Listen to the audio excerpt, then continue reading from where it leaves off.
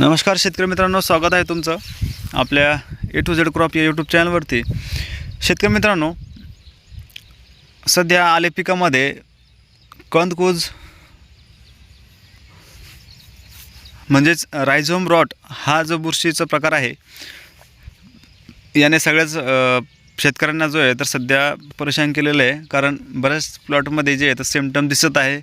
बऱ्याच प्लॉटमध्ये 50-50 काही ठिकाणी बऱ्याच शेतकऱ्यांचे फोन येत आहेत की सुरुवात झालेली आहे। तर यावेळेसचा जो कंदकुजीचं जे सिम्पटम आहे ते वेगळे आहे। कारण की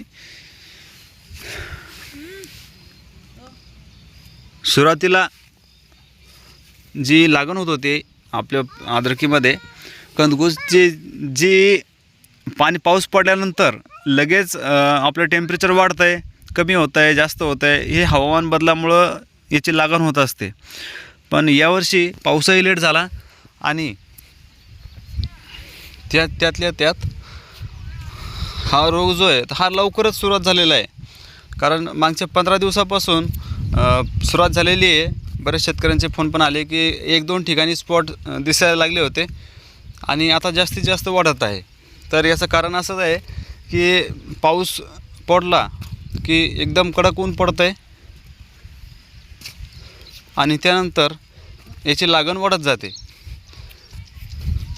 तर यासाठी शेतकरी मित्रांनो, आपल्याला जैविक जे बुरशीनाशक आहे, जैविक कीटनाशक आहे, याच्यावर भर द्यायला गेली पाहिजे।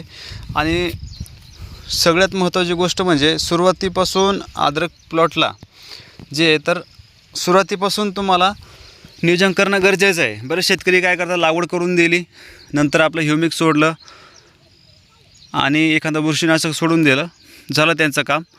ज्यावेळेस अद्रक लागायला सुरुवात होती त्यावेळेस बरेच शेतकरी अद्रकीवर लक्ष देतात की आता याची काळजी घ्यावं लागेल म्हणून। तसं न करता प्रत्येक शेतकऱ्याने आले अद्रकीचं उत्पन्न घेताना ध्यानात लक्षात ठेवायचं, रोग येण्यापूर्वी त्याचं निदान आपण करायला पाहिजे, जेणेकरून त्याच्यामध्ये आपलं उत्पन्नात घट होणार नाही, नुकसान कमी होईल। आता तुम्हाला एक फरक सांगतो, केमिकल आणि जैविक औषधामध्ये हा फरक आहे की तुम्ही जैविक औषध कोणतंही वापरा, बुरशीनाशक वापरा, कीटनाशक वापरा, पण त्यामध्ये फरक एवढाच आहे की हा तुम्ही रोग येण्या अगोदर याचं निदान करू शकता। जैविक औषधाने तुम्ही जर 15 दिवसाला जैविक औषधाची ड्रिचिंग केली, कोणतेही असो, कोणत्याही कंपनीचं असो, आपलं बायोरूटगार्ड असो किंवा इतर कोणत्याही कंपनीचं असो, तुम्ही जर सोडत राहिले तर हे प्रिव्हेंटिव्ह म्हणून काम करेल। जसं की वॅक्सिनेशनचं काम असतं।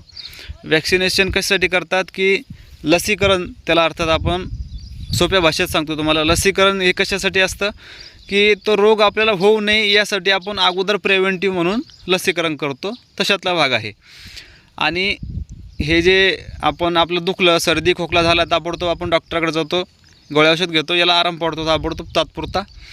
याला केमिकलमधलं आपण एक एक्झाम्पल म्हणून तुम्ही समजू शकता की तसं हे केमिकल औषधाचं काम आहे की ज्यावेळेस रोग तुमच्या शेतामध्ये आला जास्त प्रमाणात, त्यावेळेस तुम्हाला औषध सोडण्याचं सजेशन कोणीही करतं किंवा आपण बऱ्याच शेतकऱ्यांना माहीतच आहे की बाबा हे औषध याच्यासाठी चालतं आहे, मेटलेक्झेल आहे, बरेचसे बुरशीनाशक आहे, ते सोडतो आपण सर्रास, पण त्याचा रिझल्ट फक्त 8 दिवस असतो, ते लाँग टर्म नाही आहे आणि ते रोग झाल्यानंतरचं आहे। तुम्ही अगोदर सोडून दिलं तर ते काम करणार नाही, लक्षात घ्या शेतकरी मित्रांनो।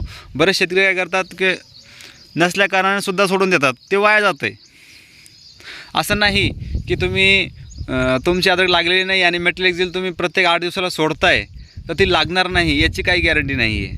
पण त्याचऐवजी तुम्ही जर जैविक औषध जर सोडत राहिले तर हे प्रिव्हेंटिव्ह म्हणून काम करतं आहे। याच्यामध्ये हाच फरक आहे। तर माझं म्हणणं राहील की बऱ्याच शेतकऱ्यांना जे सुरुवातीपासून तुम्ही जैविक औषधांचा जमिनीतून तरीसुद्धा वापर करू शकता। बाकी फवारणीमध्ये तुम्ही जे तर केमिकल फवारण्या घेतल्यावर काही अडचण नाही आणि त्याशिवाय पर्याय पण नाही वरती।